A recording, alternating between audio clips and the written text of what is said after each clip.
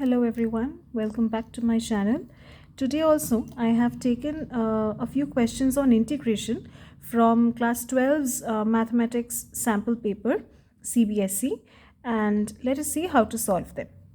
So here we have an interesting question.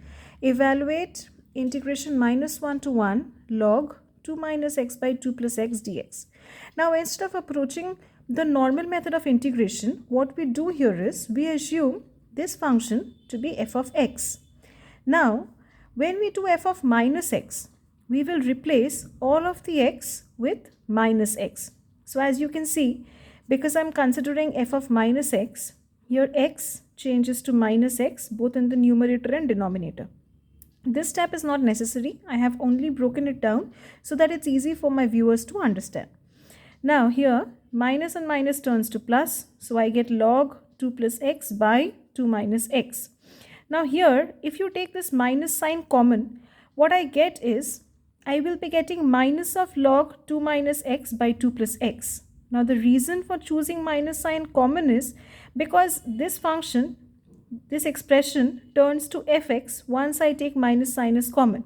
So what I'm getting here is, f of minus x is equal to minus of fx, which clearly makes it an odd function. That means f of x is an odd function.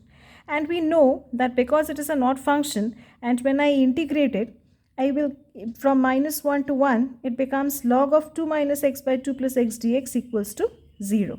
Because I can break it down as integration minus 1 to 0 f of x plus integration 0 to 1 f of minus x dx will be 0.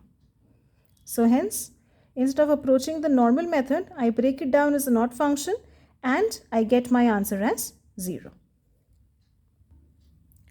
The second problem today is also on integration, where I have integration root over x by 1 minus x cubed dx. Now here, we will try with the method of substitution, and we choose x to the power 3 by 2 equals to t.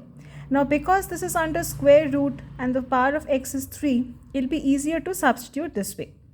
Now we know that once we choose the method of substitution, we have to differentiate both the sides so that I can replace dx by a suitable term. So on differentiating, I get 3 by 2 x to the power 3 by 2 minus 1 dx equals to dt. And I will try to bring it as an expression of dx. Hence, dx becomes 2 by 3 x to the power minus half dt, because I have cross multiplied it this side. And we also know that x to the power minus half is 1 by root x. Now when we substitute this here, my expression becomes integration root over x by 1 minus x cubed dx equals to integration root over x by 1 minus x cubed into 2 by 3 root x dt. I have substituted this value of dx over here. Now the reason I did this is I can easily cancel out root x and root x, and the next step I write it as 2 by 3 integration dt by root over 1 minus t to the power 2 by 3 whole cube. Now I have also shown this breakdown. X to the power 3 by 2 was equal to t. So that means x will be, I will multiply both of this by 2 by 3 so that the power of x turns to 1. So I get x equals to t to the power 2 by 3. Now again, this is not a necessity. We need not show this step. Just for easy understanding, I have incorporated it in my sum. So x becomes t to the power 2 by 3 whole cube. 3 and 3 will cancel out. And I have root over 1 minus t square, which on integration obviously gives me a known result. That is 2 by 3 sine inverse t plus c. Now I cannot leave my answer here because t was substituted as x to the power 3 by 2. So I will put that in my final answer, and this is the answer.